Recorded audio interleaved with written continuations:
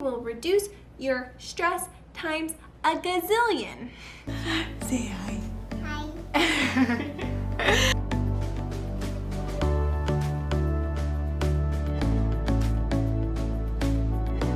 Hello everyone and welcome back to my YouTube channel. Today we're going to be talking about how to go through seasons of transition well and how to thrive through change. We have moved 4 times in the last year. Yes, that's right, you heard me, 4 times, one of them being cross country, and all of that with a 1-year-old. And let me just say, I am all moved out for sure. Through the challenges of transition, I have learned some very valuable lessons. I know that they're gonna help me in the future, and I also hope that they will help you. Number 1, plan way ahead of time.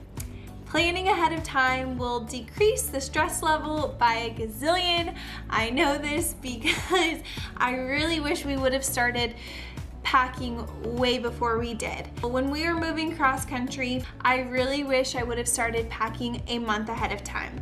We found ourselves doing so much packing in the last couple of nights before we left. We were up really late, so we were low on sleep by the time we went to go move across country, and we left my parents' basement, that's where we were living before, not as clean and pristine as I would have liked. I'm so sorry, Mom and Dad.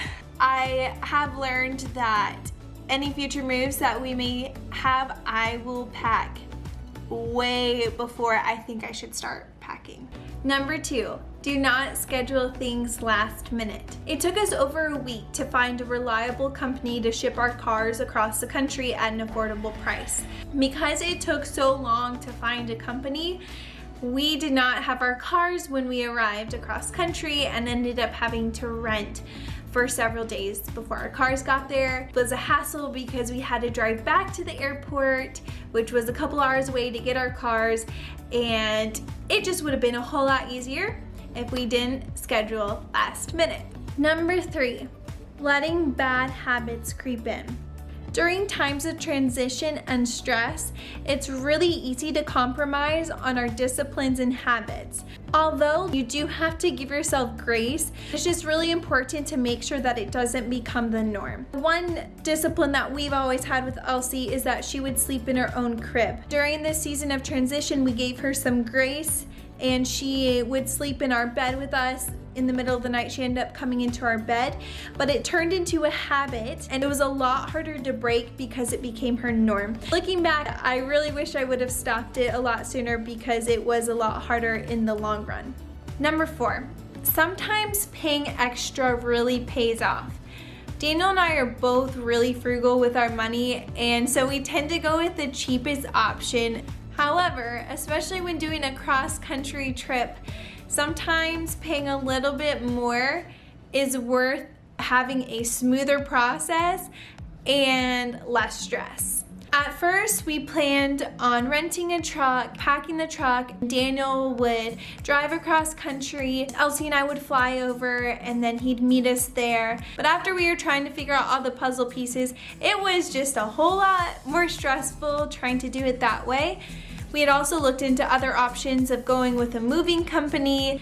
Even though it would have saved us a lot of money, we decided we're gonna get a U-Haul box, we're gonna pack it up, and we're gonna fly separately. I just wish we would have done that from the get-go. We tried to make cheaper options work, and it just ended up to be a huge hassle. For us, paying a little bit more was worth every penny. Number 5, do not be afraid to ask for help. Now, I know that this is a lot harder for some people to ask for help, but get the help that you need.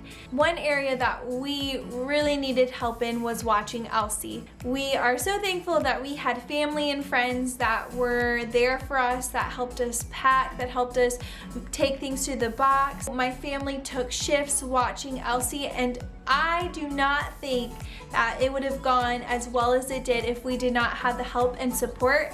I probably would have been pulling my hair out because it would have been so stressful. If I was trying to pack and trying to watch Elsie and keep her out of things, it just would have been a mess. There is definitely times where it's okay to ask for help. So all those people who have a hard time asking for help, it's okay to have needs. It's okay to need other people. Lastly, give yourself grace and your spouse and your kids because they all are going through the same transition that you are going through. The reality is all of you guys are going through a huge change, and with change comes stress. Even if it's a good transition, stress is stress. You need to allow yourself to process through the emotions and to allow yourself to have hard moments. It's really important to be flexible and not allow the stress of the transition to steal the joy of the season. Also, remind yourself that this is just a season and it will pass, it will calm, it will settle down, you will be able to find a new norm.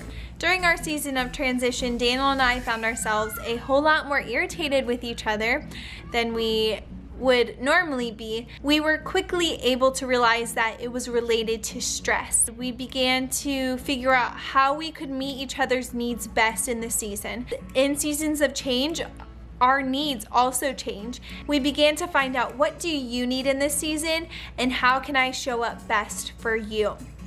Whoever you're transitioning with, I just say give them such grace and love them no matter how hard it is through the season of change, knowing that it is a season. It's so important to figure out how you can go through a season of transition and change in the best way possible, and not to just go through it, but thrive through it. I would also love to hear what are some tips that you have found to be useful through your seasons of transition. So comment below. Thank you so much for watching. If you would give this video a thumbs up and subscribe to my channel, turn the bell notification on. I hope you guys have a wonderful week, and I will see you next Wednesday. Bye. Just swallow your pride. No, that sounds so mean. I'm not gonna say that.